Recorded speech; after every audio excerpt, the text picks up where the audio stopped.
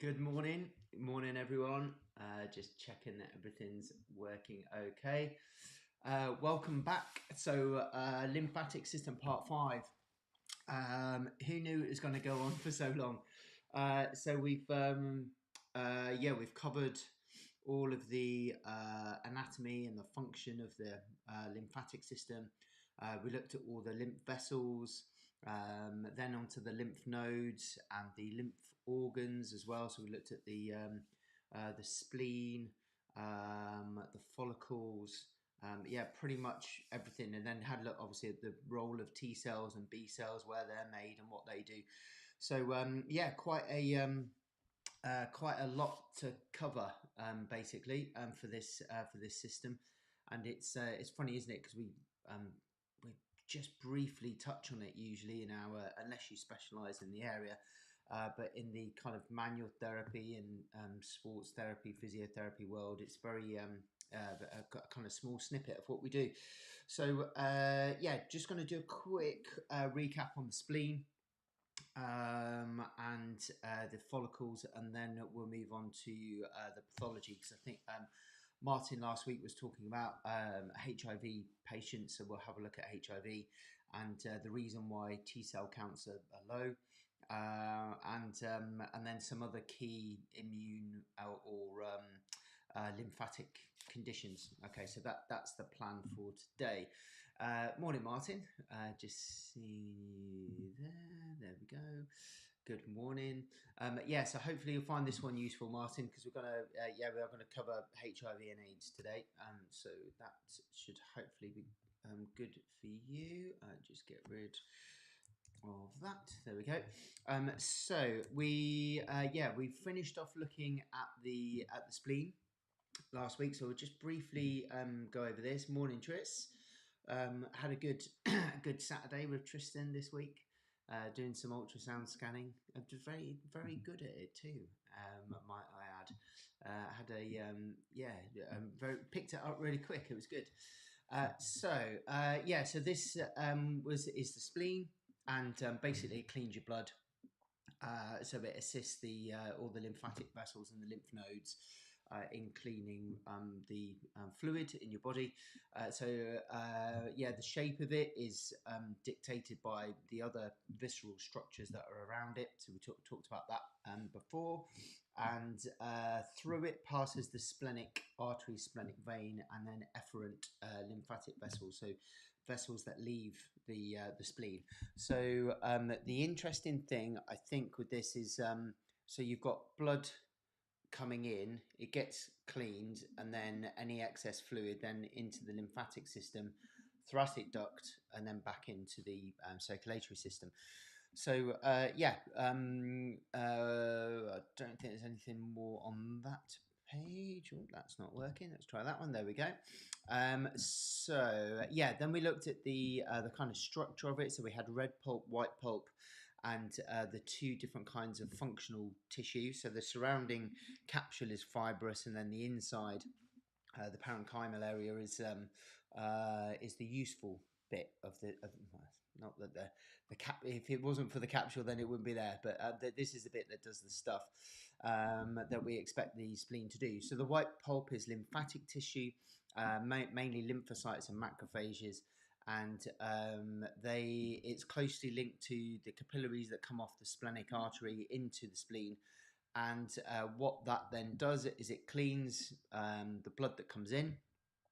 The red pulp consists of blood-filled venous sinuses and cords of splenic tissue called splenic cords. And then these cords have got macrophages in, lymphocytes, plasma cells, granulocytes. So they basically have a job in cleaning up the kind of processes that are happening in the spleen. Good morning, Penny. Good morning. Good to have you in as well. So within the white pulp, B cells, T cells carry out immune function similar to lymph nodes, while spleen macrophages destroy blood-borne pathogens by phagocytosis. So that was the Pac-Man eating up all the rubbish, basically. So that's it for that one. And then within the red pulp, so removal of macrophages of ruptured, worn out, or by macrophages, sorry, of worn out blood cells and platelets, storage of platelets, up to 1/3 of the body supply, and then the production of blood cells as well. So that hemopoiesis, which is what happens in the bone marrow as well. The spleen does that in fetal life. Okay, so that was the main roles of the spleen. Then we looked at these lymphatic nodules. These live in your guts and mucosal lined areas, basically. So stuff that's a bit kind of gooey in the body. Okay, so gastrointestinal, urinary, reproductive tracts, and respiratory airways. So provides an additional line of defense for your body in those particular areas. And we've got lymphatic nodules in these areas are called MALT, so mucosa associated lymphatic tissue. So they live in the mucosa of those structures. And we talked about Peyer's patches in the gut. Okay, so the lymphatic system works quite closely with the intestines. So we've got the microvilli here, which absorb the breakdown of the nutrients in your food, and the lipids can't be absorbed into the bloodstream directly, so they're absorbed by the lymphatic system. But also we've got Peyer's patches where they have got lymphoid tissue in, so they help to filter any pathogens that are coming in from the gut, okay, well, from the small intestine in particular. Then we were looking at the tonsils. So we had the palatine tonsils, right and left, which are the kind of ones that you usually think about when you have a look in someone's mouth. You see they're all swollen, and I can't remember who it was, but it was a question right at the end. Talk about the white patches, the stones on the tonsils, and those are calcium deposits, and a byproduct of the tonsils working overtime, basically, and getting rid of all the rubbish. So those little white spots are calcium deposits, if you wanted to know. Then we had the adenoids, which were up at the back of the nose, so another layer of protection coming in through the nose. And then right at the back of the tongue, we've got the lingual tonsils as well. So palatine, lingual are really, really close to each other, helping fight infection from what we breathe in. Okay, so that kind of first line of defense through the mouth, first line of defense through the nose with the adenoids, and then you've got the mucosal lining for the respiratory tract. And then obviously if you've eaten something with something in it, then the gastrointestinal tract will get that. So those are your kind of lines of defenses that we were talking about last week. And then we got to this bit. So I'm going to have a look at some pathology.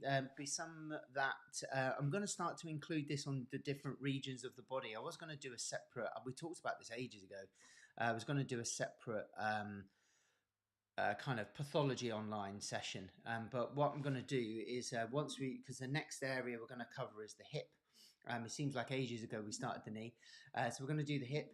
And once we've finished all the anatomy of the hip, we'll then look at some pathology of the hip and relating it back to the anatomy. So that's where it's going to go from now on. Just kind of, I don't know, just kind of naturally evolved into that after doing these sessions. This is these aren't all of the different pathologies that you can get. Okay, there are loads that affect the immune system and the lymphatic system, but these are some of the key ones. Okay, so the lymphatic system pathology can be split. It should be rather than nay. Can be split into two key areas. So we've got lymphatic system that's been affected, or the immune system that's been affected. Okay, so now hopefully we've got a better idea of the structure of the lymphatic system and what goes on with the immune response. We should be able to go, oh, okay, that's why that happens. Okay, so like I say, we have to understand normal so that we can then see what happens when things are abnormal. So we're going to have a look at edema, so swelling, basically, lymphangitis, which hopefully you can break down that word, and itis is an inflammation. So an inflammation of the lymph vessels, and then lymphoma, which is a lymphatic cancer. Okay, so we're going to have a look at that.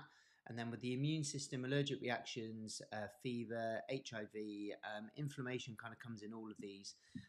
And then something called lupus, and there's various different types of lupus. So we'll have a look at those as well. Can be quite a significant condition, that one, if you've not heard of it before. So edema, excuse me, is something that we've probably seen a lot of, really, with if you deal with patients, then you will come across this quite frequently. So basically it's swelling, okay, and there's various different reasons for it, and we've got a red flag with the picture here, so we'll kind of get that over and done with. If you see kind of feet and calves like this, then that would be a bit of a red flag, and you push into their skin and it leaves an indentation like this. We call that pitting edema, and if it's bilateral, then that's usually indicative of a systemic problem, so something going around the whole body. If it's single leg and there is a clear mechanism of injury, then it may be related to the injury. Okay, so not related to anything more kind of broad or more serious, and it will clear up in a few weeks. But if it's both legs, then that raises a bit of a suspicion. Because musculoskeletal injuries usually occur just on one side, and if only one side has been affected, then we usually suspect MSK. If it's like this and there's been no kind of no trauma, no mechanism of injury, something like that, then what we would expect is some kind of blockage. Okay, and in the calf area, especially in the feet, we'd suspect some kind of DVT. Okay, so that's that's on the single leg. Okay, so I mean, it can be both. You can be very unlucky and have a DVT on both sides, but if there's significant swelling like this, then that could indicate a DVT as well if it's on one side. Having said that, though, I've had a couple of DVTs or people with DVTs that have come into the clinic throughout my career, and neither of them look like that. They look completely normal, and they also had a mechanism of injury as well. And the main problem was the condition got worse. So we assessed it, treated it as normal, like kind of calf injury. No obvious background with the health or anything like that to do with the DVT. But after the session, a couple of days, and it was the same on both actually, a couple of days later, significant increase in pain. So went to A&E. They did a D-dimer test, and they both had DVTs, but didn't look like that.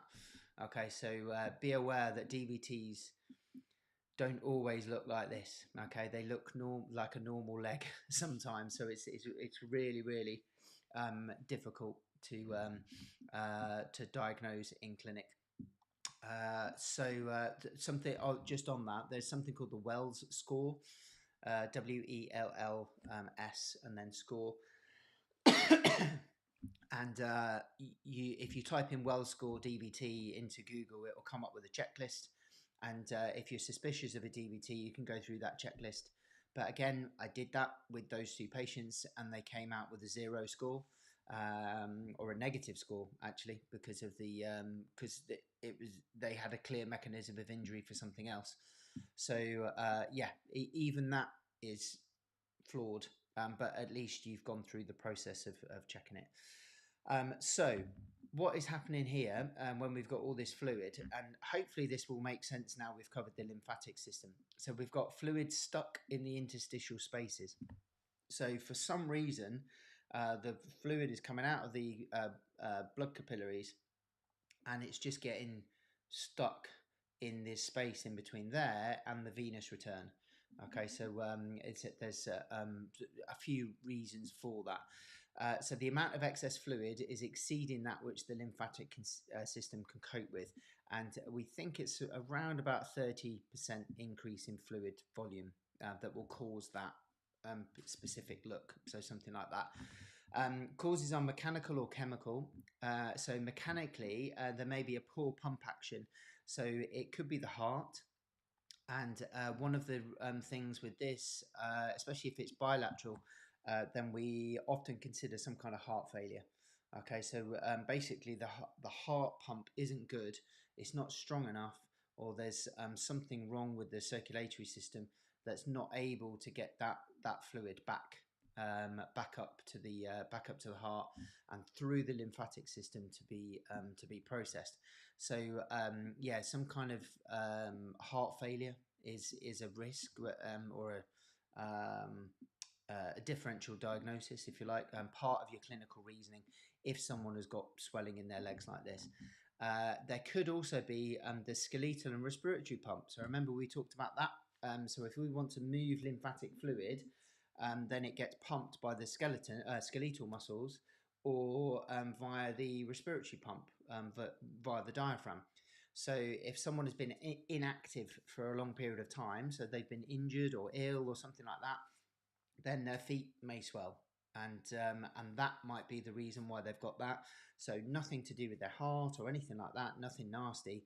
It's just that they've been laid up in bed for a few weeks, and so their legs have gone all swollen. Okay, so that's something to consider as well.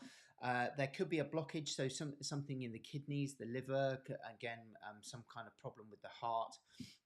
So if the lymphatic fluid is trying to get into those organs, but then it can't, then it kind of backs up. So the whole system backs up, and gravity will take effect, and it will usually accumulate in the lower limb. There may be an increase in protein, and this increases fluid retention, especially if there's a problem with the kidneys, or there may be an infection risk as well, and we get increased fluid with infection. Okay, so again, there are loads of other reasons why you might get edema, but those are some of your top ones to look out for. So sometimes it's not just a musculoskeletal problem. Sometimes it's to do with their general health. So as part of your intake form, you should have questions on there about their general health, as well as musculoskeletal injuries. And there should be two different things as well. So you've got your usual contraindications form. So it says, have you got lymphangitis? Have you got heart failure? Have you been diagnosed with diabetes or whatever it is? And they tick the box and they know they've got it. The problem is when they don't know they've got something. So the first signs of it starting, and that's where those of you that have known me for a while, I started something called the safety net system. And we teach that on our movement therapy diploma as well. And it's asking questions to safety net that individual to make sure that there's no systemic problems, basically. Okay, so these kind of questions should be in that kind of form. Okay, in that safety net form. Cool. Next one, lymphangitis. Spent my time looking for really grim photos of things. So hopefully these are grim enough. So what is it? It's an inflammation of the lymphatic capillaries. And what you'll see is that the inflammation follows the line of the lymphatic capillaries. Okay, so you can see that one there and that one along there on the arm. So who gets it? Some people with depressed or suppressed immune systems. So it could be a natural thing that they have, or drugs that they're taking, which reduces their immune response. Poor circulation, and basically white blood cells are inefficient, so there's an increased risk to bacteria because of the lowered immunity. Okay, so it could be someone who's already ill, and they're more susceptible to lymphangitis. So what happens is usually due to a skin lesion. So you have a problem on the skin, and in manual therapists, you'll see this quite a lot with like hangnails when they get infected, and then that infection can then spread through your body via the lymphatic system. So that's quite a common one. Lymph capillaries become infected, and then can also be linked to cellulitis, which is an inflammation of the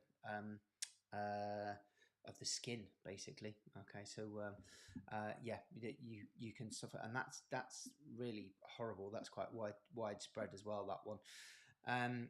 signs and symptoms, usually pain, heat, redness, these red tracks from the entry point. So if you have a look at this one here, so we've got a significant lesion there that looks a bit pussy and infected, and then you can see the tract that infection is then followed from the following the lymphatic capillaries.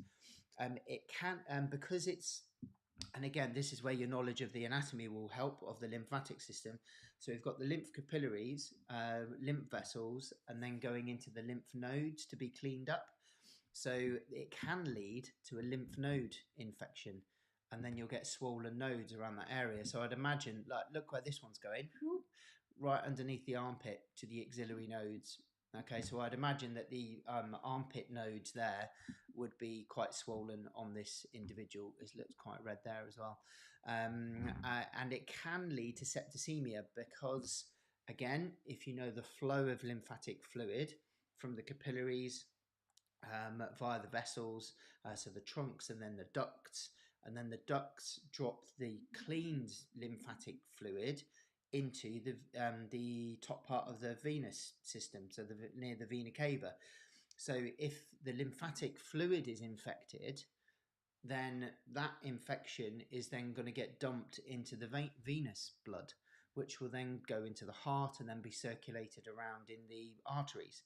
So you can get septicemia because of that bacteria being able to get into the bloodstream. Okay, so that's again something to keep an eye out. That's a very good point. Yeah, it may not be as obvious on darker skin. That's the problem with a lot of these. It's easier to see with white skin or light skin. But what you also will be able to tell is the heat. So if you feel the area around it and it feels hot, and it's usually quite tender to touch as well, then that would be another way that you could do it or assess it. And it's the same with lupus as well when we get to that later. So sometimes lupus is often missed with people with darker skin, and you'll see why when we get to that. But that's a really good question. We do miss things like this a lot with people with darker skin. So you have to use your touch, palpation, and gut sometimes. Just go with your gut. Cool. And then lymphomas. So lymphoma is a lymphatic cancer. So there's two main types. You've got Hodgkin's and non-Hodgkin's. I didn't want to go into too much detail about those. Just give you a bit of an overview, so you can go and research those on your own. But cancer of the lymph nodes, basically. Who gets it? Most patients are in adulthood.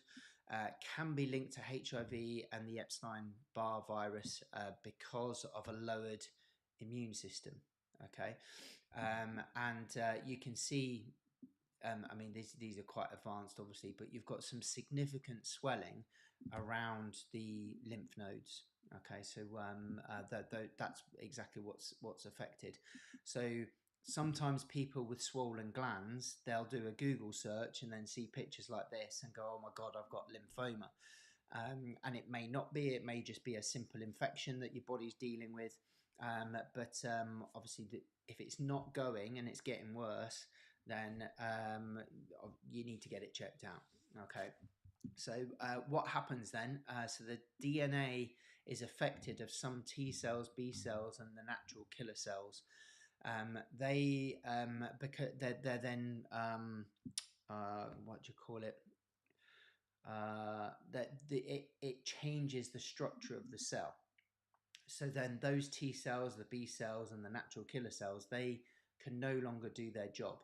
Yeah, so they become redundant basically, but they still look like they should do. And the problem is that they're mutated, and then they start to proliferate. So they start to multiply, and they multiply in the areas where they're produced, or where they're traveling to do their job.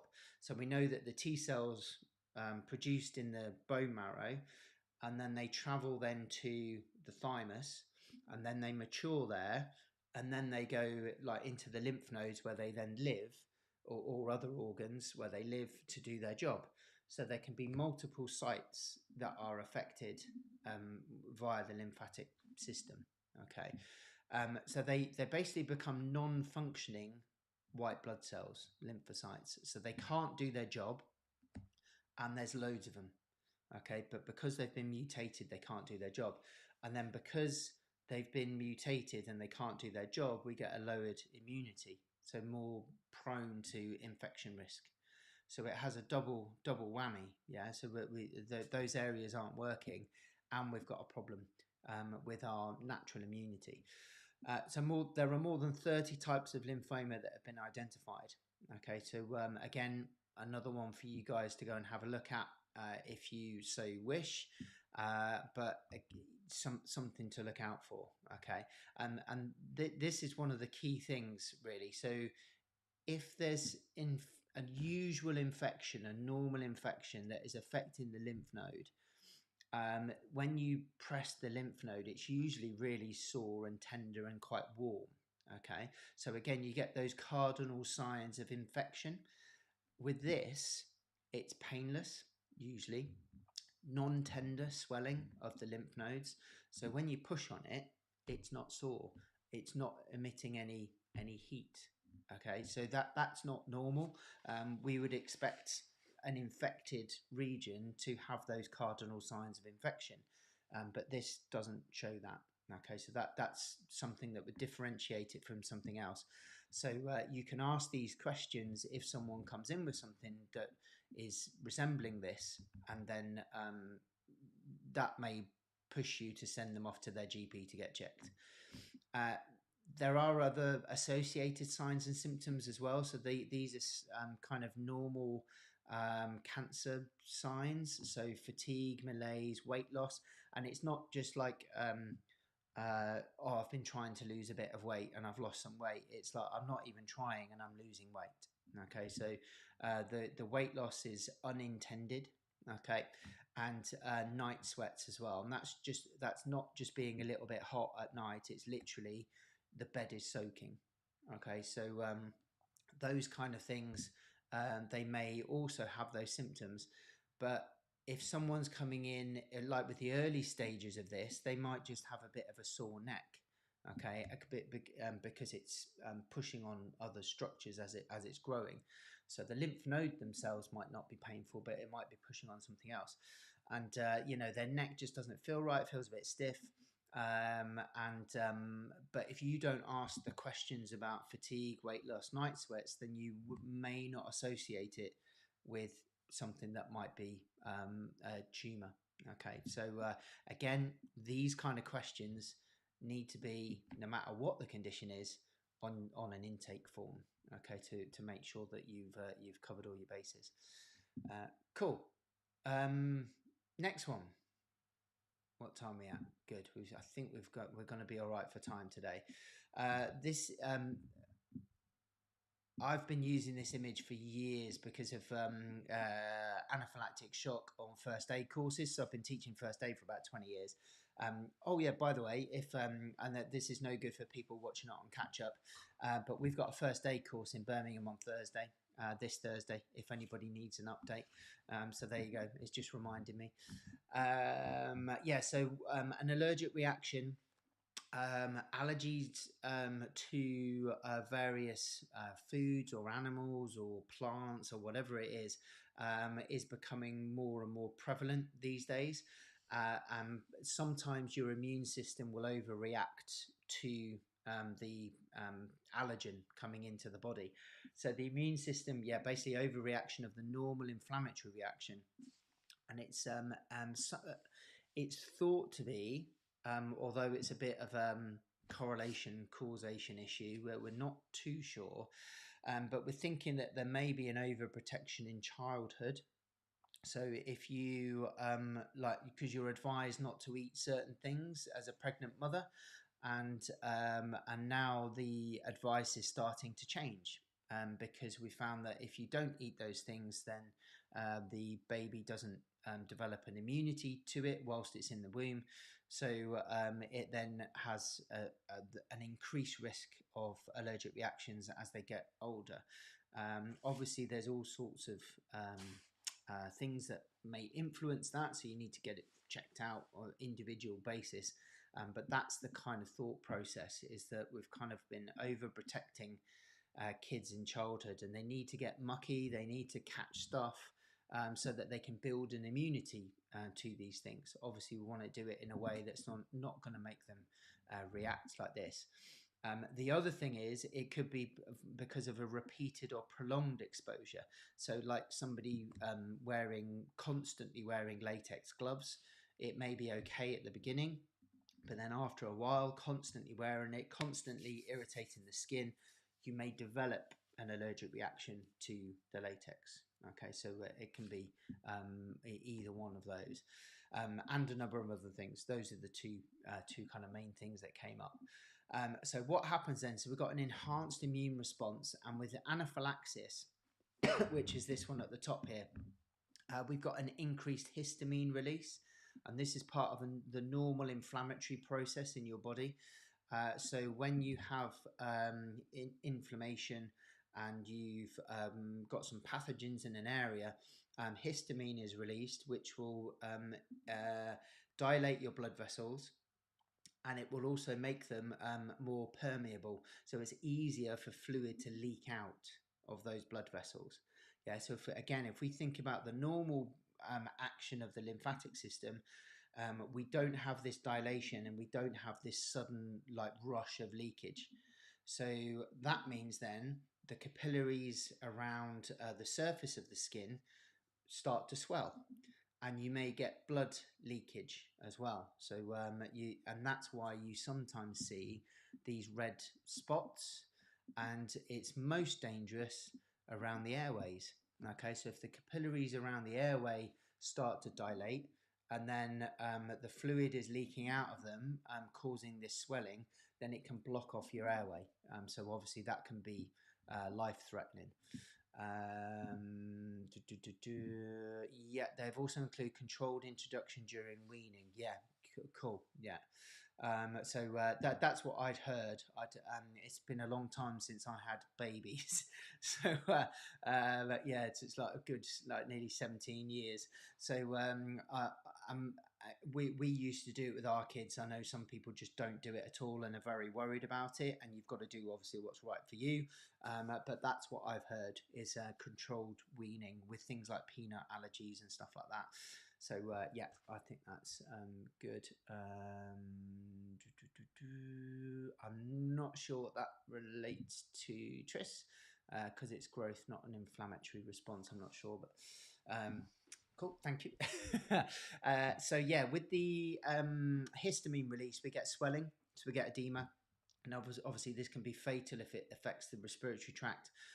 Histamine increases the permeability of your blood vessels, yeah, which is normal. That's what should happen. But because this is an overreaction, we just get a massive flooding of edema. Yeah, and again, if it affects the face and airways, then that's really not good.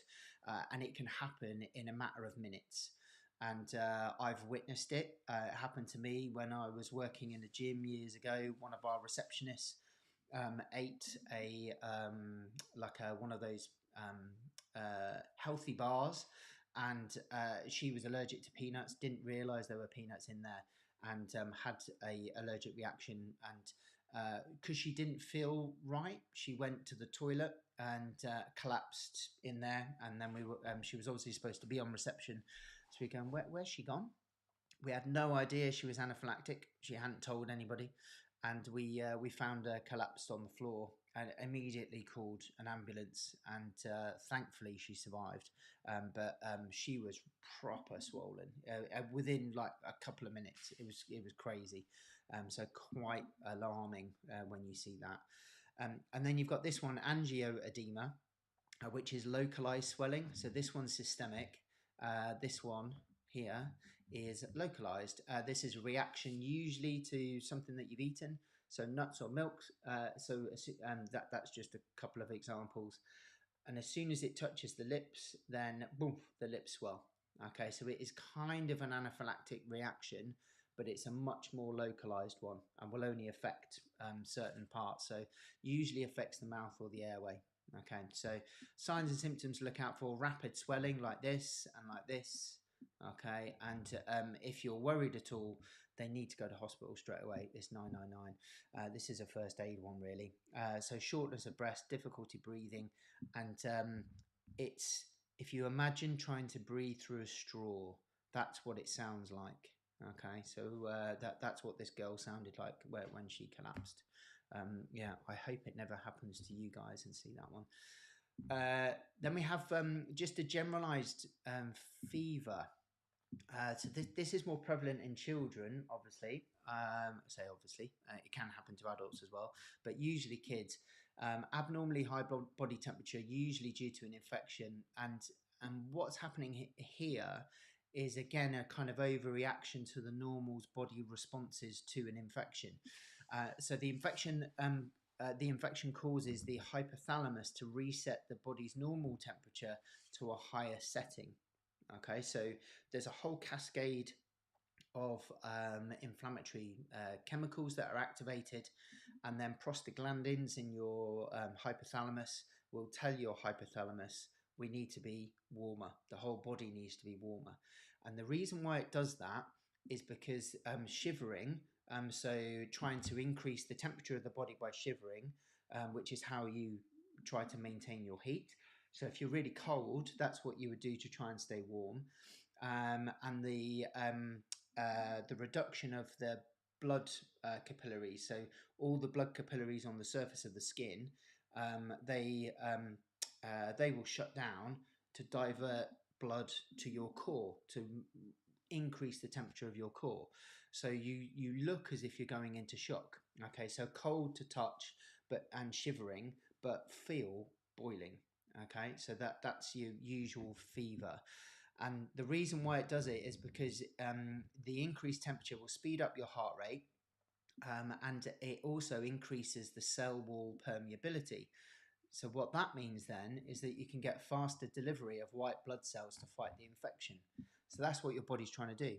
Okay, so hypothalamus, raise the temperature, make your body heat up, so then it can get those white blood cells around the body quicker to get the emergency services there to deal with the infection. Okay, so that's why we have that. There are complications, however. So if the fever continues to rise and doesn't break, okay, so after a while it usually breaks, and then the body will go through a cooling process where you'll start to sweat. Okay, so that's usual. That's what should happen. But if it continues to rise and doesn't break, then obviously that can be fatal. It can lead to it can lead to death, basically. So you need to maintain monitoring of the temperature, and if you can become dehydrated. Okay, so there's a dehydration risk, and also if you drop the temperature too rapidly, then that can lead to shock. Okay, so again, you can go too far the other way too. So often we take ibuprofen to help with things like this, and the way that works is it interrupts the action of prostaglandins, and these are the things that tell the hypothalamus to raise the temperature. So if the prostaglandins are affected and it can't tell the hypothalamus to do that, then we reduce the likelihood of having a fever. Okay, so that's how that whole system works. Cool. I'm not going to go through all of this, but I got this from the BMJ. So assessment and initial management of kids under 5, and these are some of the things to look out for. So this is normal, intermediate risk, and obviously a high risk here. So I'll just move everything out of the way, so you can pause it, and if you want to, take a screenshot. But that's the reference there. That's where I've got that from. So if you've got little ones, then those are the things to look out for. Okay. One for you, Martin. So because you deal with people with HIV or AIDS, and you were talking about T cell counts last week, this is why they're lowered. I just wanted to show this actually. So there is a new advertising campaign, which is this one here, for AIDS and HIV. And this was the one, if you're a kid that was growing up in the 80s, you'll probably remember the Tombstone ad. Absolutely scared the bejesus out of me as a kid. And what it did was it made everybody think that people who had AIDS and HIV, you shouldn't touch them, you shouldn't go on the toilet after them, all those kind of things. And it's obviously led to this, where the stigma is more harmful than HIV itself, because we're just alienated those people from society. Nowadays, obviously, we have drugs that can help suppress HIV. So, they don't have the harmful effects like they did in the 80s. But this is basically what happens. So we've got AIDS, which is acquired immune deficiency syndrome, and then HIV, which is human immunodeficiency virus. Okay, so we have this virus, the human immunodeficiency virus, which attacks the immune system. And what it specifically targets, so this is why you have the problem with the T cell count, Martin. It targets the T cells and cell mediated immunity. So basically, the body is then unable to mount immune responses and adapt to pathogens. Okay, it leaves patients vulnerable to infections that are not usually harmful. So it just kills your immune system. Okay, so then you can't respond to stuff, and then you would I think most of the things that people will die from is things like pneumonia. They'll have those kind of illnesses, and they've developed because their body just can't fight the infection. So the virus can also affect the central nervous system and the blood-brain barrier, and then target the brain as well. So you may suffer with like epilepsy, psychosis. Yeah, I remember that ad really well. It's ingrained in my mind. There was a really good Channel 4 program a little while ago. I think it was back last year. Somebody will know the name of it, I'm sure. I can't remember the name of it, but it was really, really good. It showed how people reacted to people with HIV back in the 80s. It was just horrendous how people were treated. But now there's drugs. Okay, so drugs can target the replication of affected cells, so it slows the progression of the condition. Okay, so you can have a normal life, completely normal life now, and yeah, much less likely to have the prognosis that you did back in the 80s. And transmission is only through intimate fluids. The virus is not in sufficient concentration in things like sweat, saliva, or tears, or via casual contact. It's also unstable outside of the body, so it can't be transmitted via surfaces either. So if you're treating someone who's got HIV or AIDS and they're on your couch, then you are very, very unlikely to catch it. Well, you won't, basically, unless there's intimate fluids. And the biggest risk is if you have some kind of infection and you infecting them with their lowered immune system.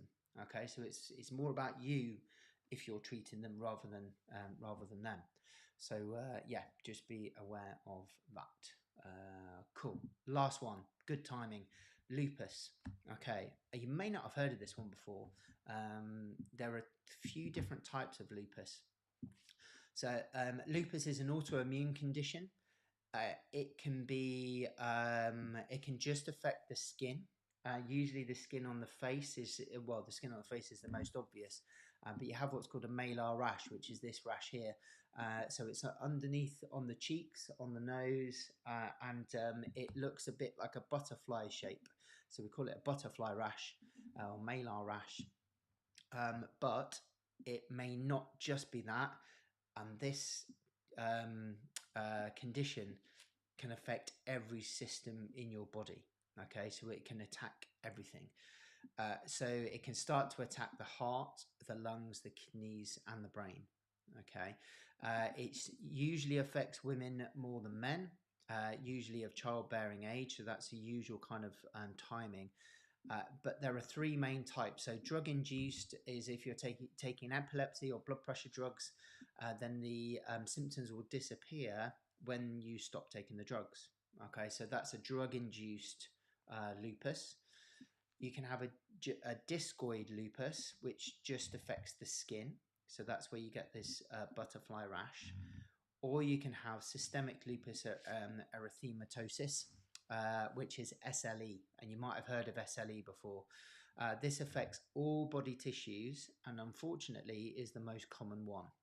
Okay, so signs and symptoms to look out for is the butterfly rash, arthritis, usually hands and feet, so similar to rheumatoid. Osteoarthritis is usually because of mechanical changes, so it usually affects the bigger joints, the hips and the knees, whereas autoimmune conditions like lupus, rheumatoid arthritis usually affect the fingers and the toes. Okay, so that's yeah, kind of usual patterns. You can have fibromyalgia type symptoms, so random muscle soreness. You can have seizures because it can affect the brain. Atherosclerosis because it can affect the heart and the blood vessels. That can give you anemia. There's an increased risk of DVT, breathing problems because of the effect on the respiratory system. Kidneys it can attack, so you may have renal failure as well. This is horrible. It's a really, really horrendous condition, and if someone is coming in with kind of widespread problems, then that like this, then obviously they need to go and get checked out by their GP. There are treatments to control the symptoms, but it doesn't cure it. Okay, so it allows you to cope with the symptoms. So that's what we've got at the moment to help with lupus. Okay, cool, perfect timing.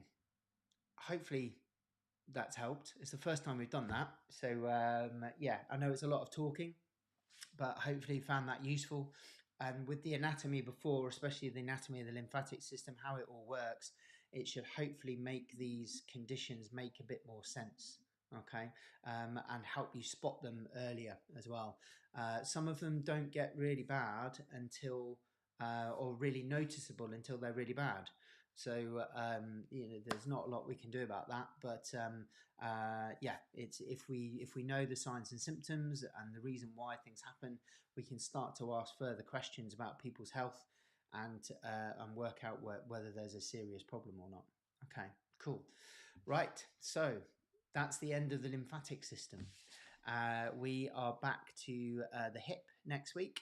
So we're going to have a look at the bones and joints of the hip.